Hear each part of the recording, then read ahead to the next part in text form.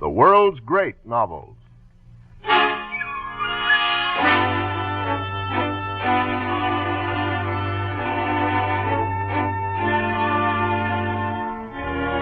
National Broadcasting Company brings you the second in a four-part version of Emily Bronte's Wuthering Heights, another in our series of books that live the world's great novels.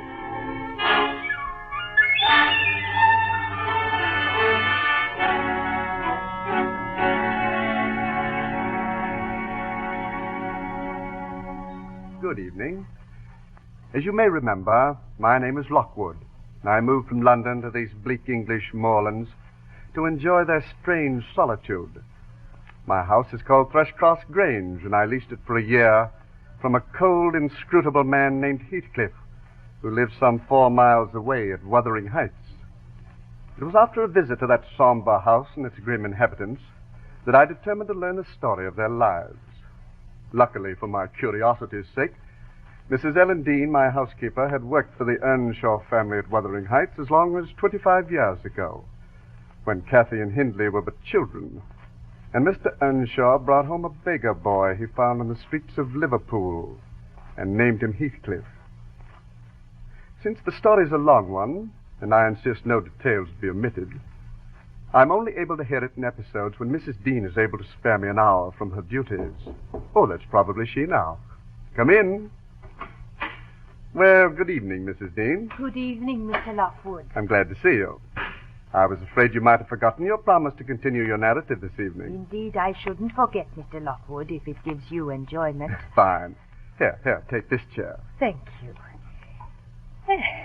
Well, let's see now. Where did I leave off? You told me how Cathy and Heathcliff through the years had become close friends. That after Mr. and Mrs. Earnshaw died and Hindley married, he treated Heathcliff like a servant. But Cathy and Heathcliff had their happy moments when they could escape to the moors. Ah, yes. What wild ones they were. And I told you about the time they slipped up here to Thrushcross Grange, where the Lintons and their 2 children lived, and how the Linton dog bit Cathy's ankle, and she was forced to stay at Thrushcross Grange for 5 weeks till it mended. Yes, quite right. Well, when she returned to the Heights just before Christmas, she was a greatly changed little lady. And poor Heathcliff had gotten wilder looking by the day. I never shall forget the sight of her as she rode up that day on a handsome black pony, a very dignified person with brown ringlets falling from the cover of her feathered beaver. Hindley lifted her from the horse, exclaiming, "Why, Cathy, you're quite a beauty." "Am I, Hindley?" You must have looked often enough in a mirror recently to be assured of that. Isabella Linton is not to be compared with her, is she, Ellen? Oh, hello, Ellen. Hello, Miss Cathy. I dare not come too close to you, for I'm all flour from the Christmas baking. Where is Heathcliff? Well, Ellen, isn't Heathcliff about someplace? He's sulking behind the settle over there. Heathcliff, you may come forward. You may come and wish Miss Catherine welcome like the other servants. Why, Heathcliff, what on earth makes you hide from me? Oh, come on, give me a kiss. Oh, how very black and cross you look. Oh, that's because I'm used to Edgar and Isabella Linton. Well, Heathcliff, have you forgotten me? Shake hands, Heathcliff. I shall not stand to be laughed at.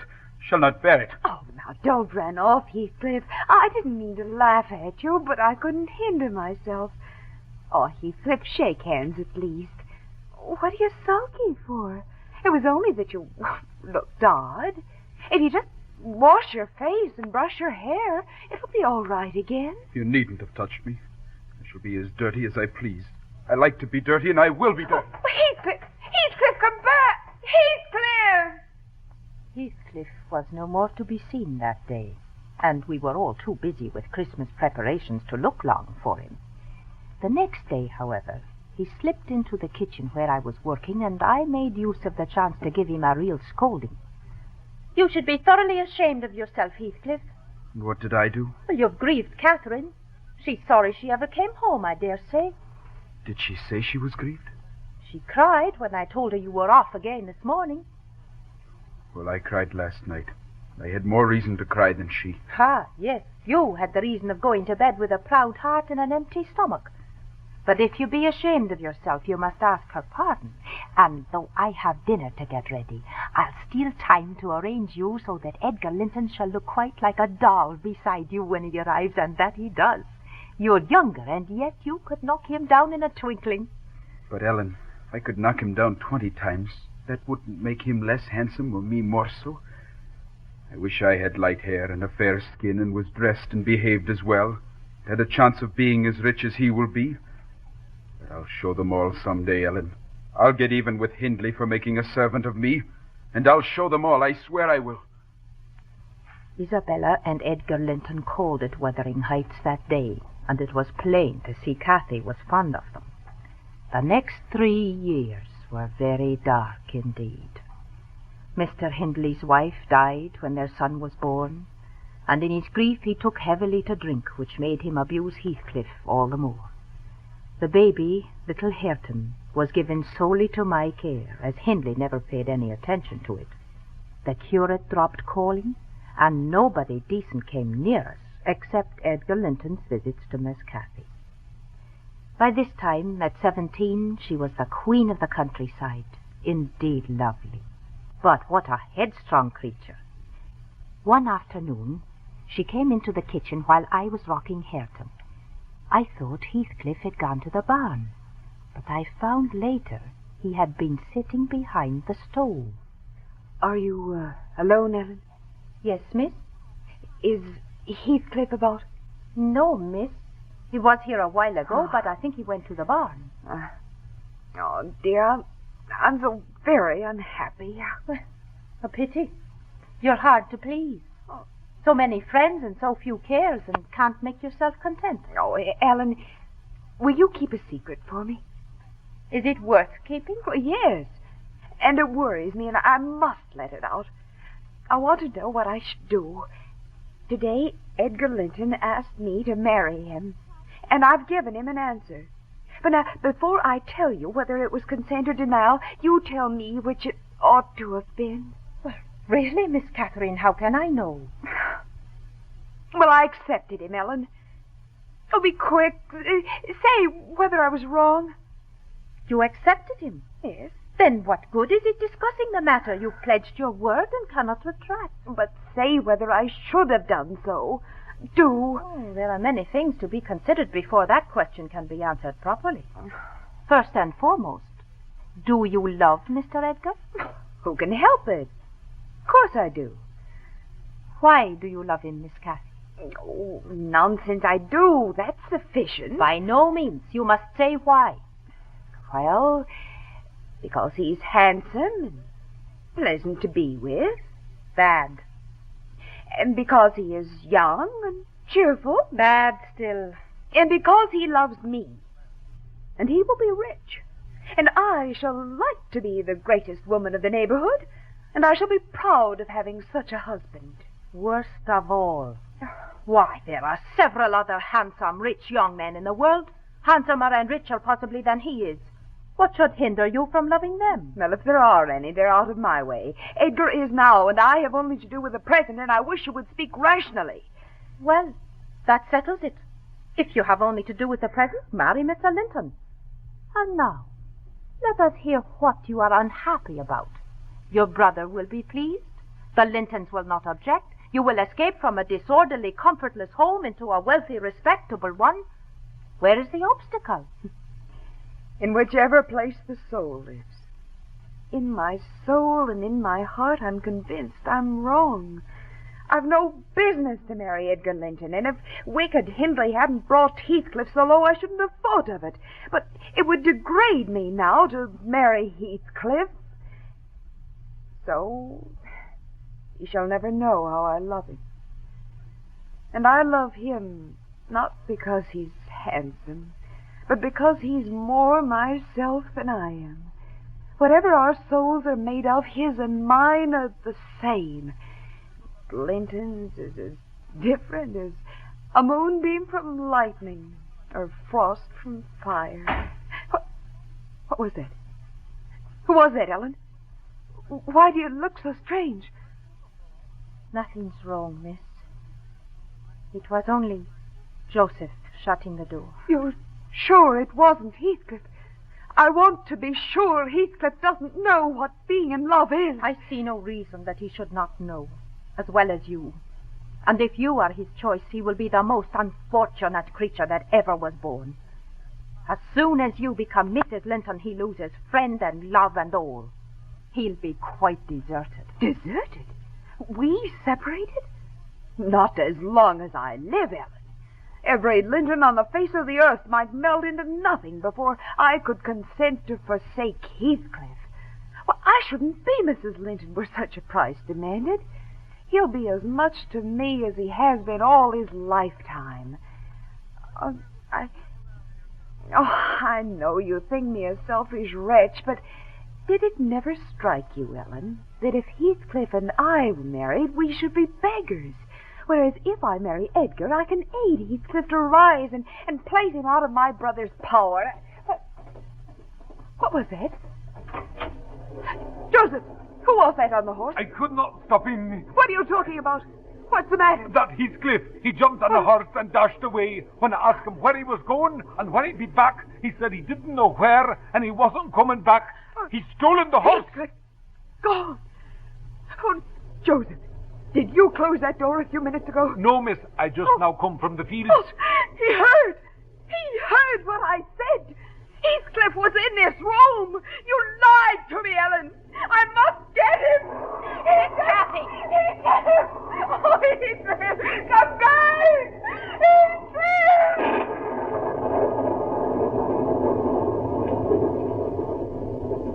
There was a violent storm that night, which settled over the heights in full fury, and Kathy didn't come home until after midnight and with a terrible case of chills and fever. She was in such a state I thought she was going mad. She lay abed for over a fortnight, raving and crying for Heathcliff. But he was never seen again after the night of the thunderstorm, and Edgar Linton danced such attendance on Kathy that 3 years later he led her to the altar, and they persuaded me to come here to Thrushcross Grange as housekeeper, since Mr. and Mrs. Linton had died in the meanwhile. Well, Mrs. Dean, was Kathy happy in her new life with Edgar Linton? She behaved infinitely better than I dared to expect. She seemed almost over-fond of Mr. Linton, and even to his sister Isabella she showed plenty of affection. Of course, they were both very attentive to her comfort. I observed that Mr. Edgar had a deep-rooted fear of ruffling her humour, and for the space of a year the gunpowder lay as harmless as sand because no fire came near to explode it. They seemed in possession of deep and growing happiness. But it ended. On a mellow evening in September, I was coming from the garden with a heavy basket of apples which I'd been gathering. It had got dusk, and I lingered by the door to look at the moon, when I heard a voice behind me say, Ellen, is that you? What? Who? I have waited here an hour, and the whole of that time all round has been still as death. I dared not enter. You do not know me. Look, I am not a stranger. What? You come back? Is it really you? Yes, Heathcliff. Are they at home? Where is she? You needn't look so disturbed, Ellen. Is she here? Speak. I want to have one word with her, your mistress. Go and say some person from Gimmerton desires to see her. Well, how will she take it? The surprise bewilders me. It will put her out of her head. You are Heathcliff, and yet so altered. Stop chattering, Ellen, and go carry my message. I'm in torment till you do. I went to announce his arrival with deep misgivings. I was sure no good could come of his presence. Are you bringing tea, Ellen? It's not quite ready, Mum. Well, what is it, Ellen? Do you wish to speak with me? You look troubled, Ellen. Oh, no, sir, but, a person from Gimmerton wishes to see you, Mum. What does he want, Ellen? Well, I did not question him. Well, close the curtains, Nellie, and bring on tea. I'll be back again directly, Edgar. She was gone but a few minutes, and when she returned, she was greatly changed. Edgar, darling, Heathcliff's come back. He is. Well, don't strangle me for that. He never struck me as such a marvelous treasure. There's no need to be frantic. Well, I know you don't like him, yet for my sake you must be friends now. Shall I tell him to come up? Here? Into the parlor? Oh, Where else? Seems the kitchen would be a more suitable place for one of your old servants. No, for I cannot sit in the kitchen. Ellen, set 2 tables here. One for your master and Miss Isabella, being gentry, and the other for Heathcliff and myself, being of the lower orders. Will that please you, dear? Or must I have the fire lighted elsewhere? If so, give direction. Stay where you are, Catherine. Ellen, you bid him step up. And Catherine, try to be glad without being absurd. The whole household need not witness the sight of your welcoming a runaway servant as a brother. I was amazed to behold the transformation in Heathcliff. He had grown a tall, athletic, well-formed man, beside whom Mr. Linton seemed quite slender.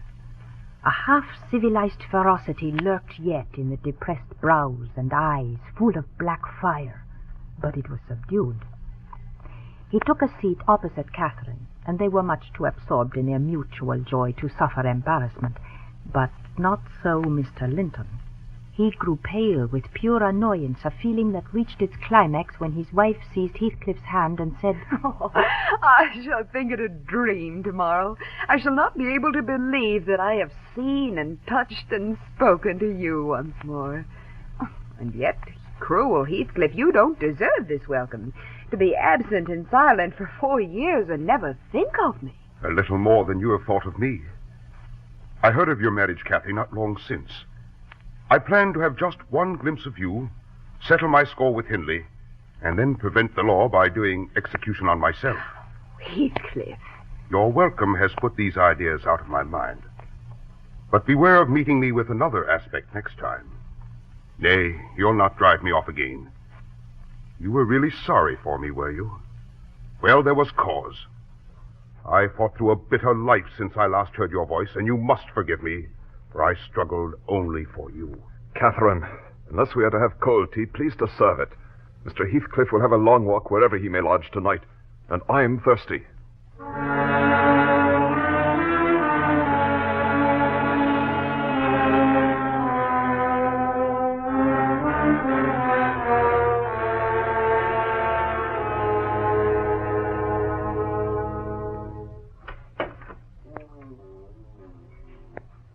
Ellen? It's I, Ellen. Oh, yes, Mum. It's something I missed. Oh, no. I'm sorry to disturb you, but, well, I can't rest. I want some living creature to keep me company in my happiness. Edgar is sulky because I'm glad of a thing that does not interest him. But they have never liked each other. Oh. Let Mr. Linton alone about Heathcliff, unless you would like an open quarrel between them. But does it not show great weakness on Edgar's part? I never feel hurt at the brightness of Isabella's yellow hair and the whiteness of her skin. It pleases Edgar to see us cordial, and, well, that pleases me. Oh, there's so much alike. They're spoiled children. You're mistaken, Mrs. Linton. They humor you. I know what there would be to do if they did not. You can well afford to indulge their passing whims as long as their business is to anticipate all your desires.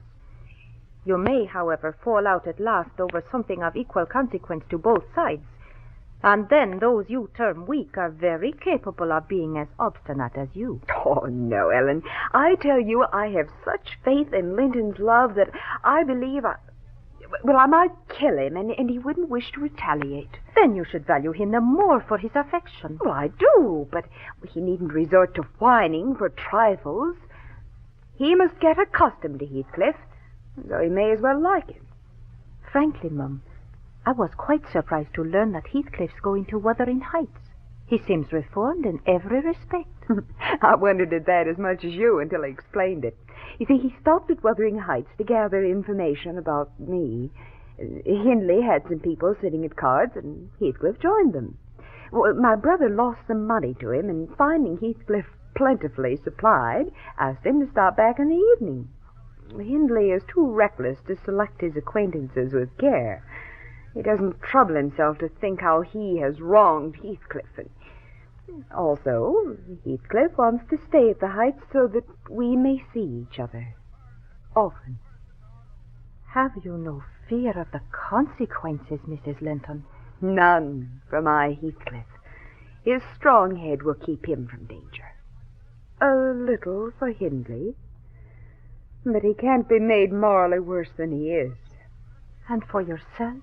No, I've never been so happy, Ellen.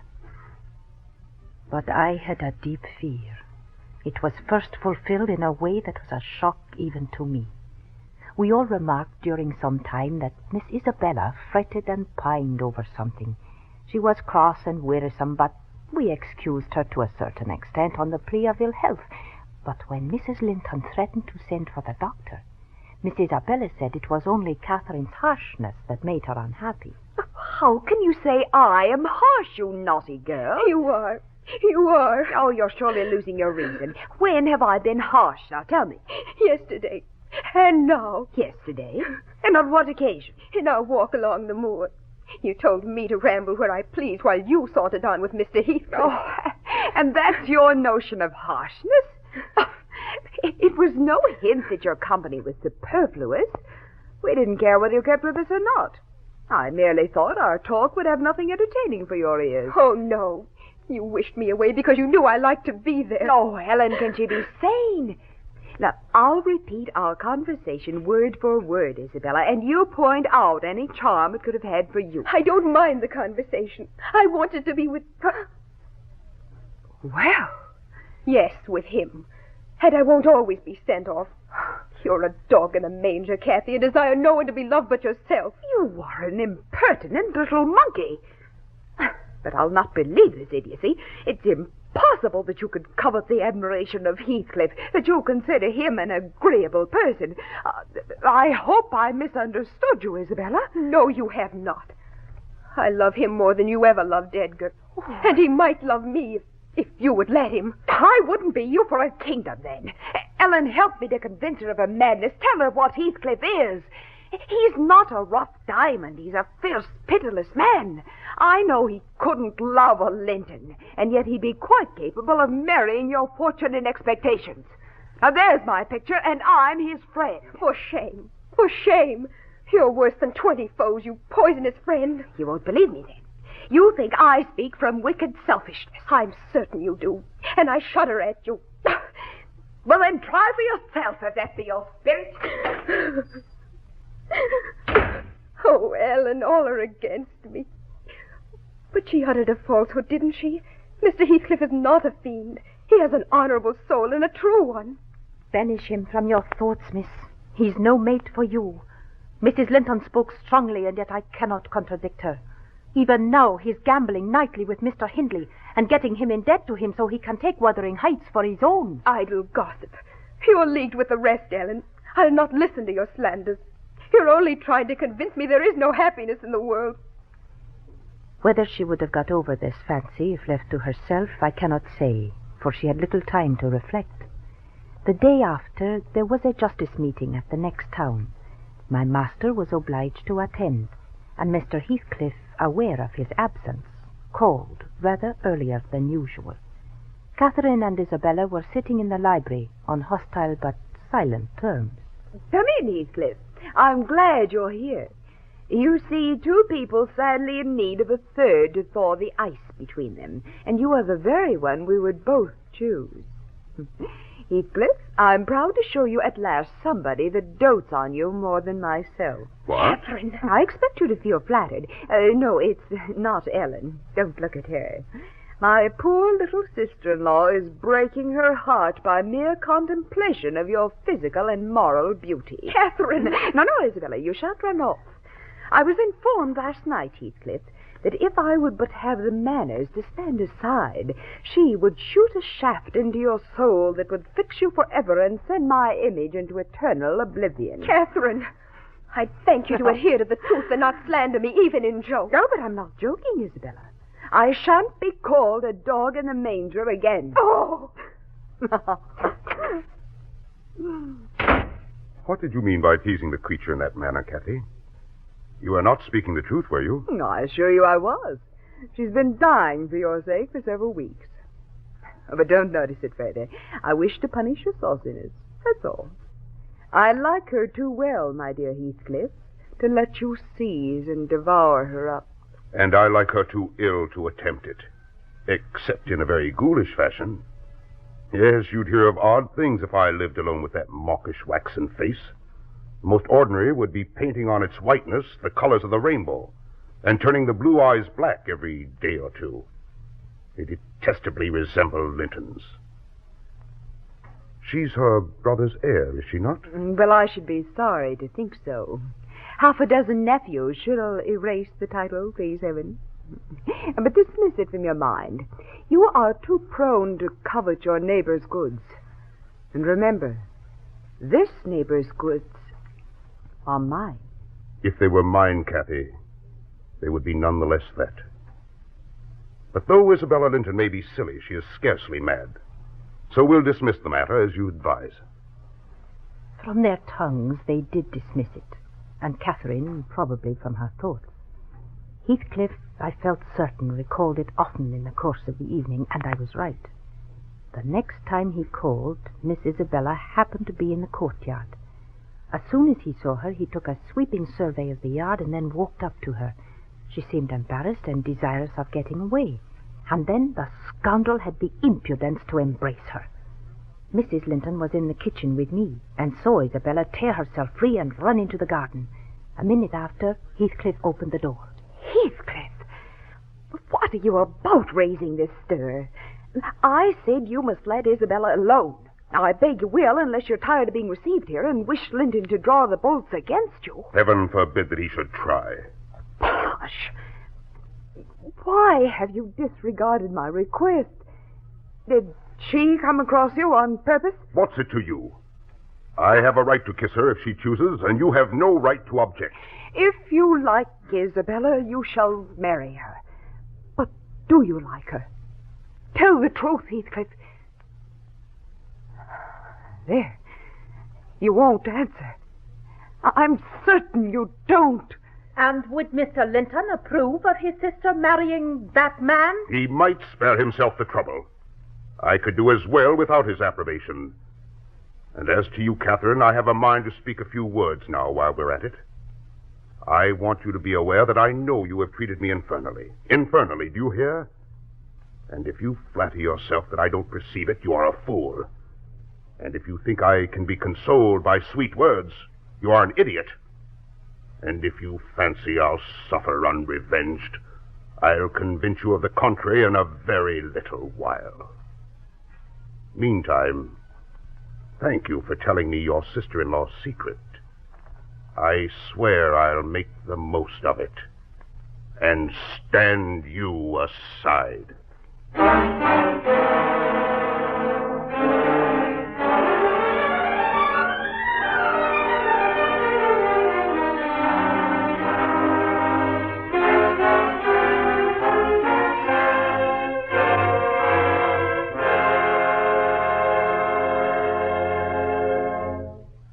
Wuthering Heights by Emily Bronte is one of the world's great novels brought to you each week by the National Broadcasting Company. We invite you to listen next week to the third episode of Wuthering Heights. And don't forget, there's a world of entertainment and information to be found in your local public library. To add to your enjoyment of this series, we recommend the Handbook of the World's Great Novels, which you may obtain by sending 25 cents to World's Great Novels, Post Office Box 30, Station J, New York 27, New York. That's Post Office Box 30, Station J, New York 27.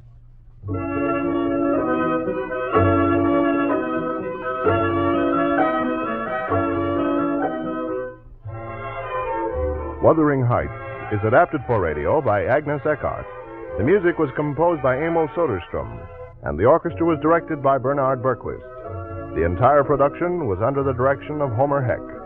Billy Fine and Boris Apollon are featured as the younger and elder Heathcliff, and Martha McCain as Catherine Earnshaw. Ellen Dean is played by Geraldine Kay, and Mr. Lockwood by Jonathan Hole. Isabella is played by Florine Sears, Edgar by John Cannon, Hindley by Jim Hummeland, and Joseph by Arthur Peterson. This is John Conrad. This program comes to you from Chicago and is a presentation of the National Broadcasting Company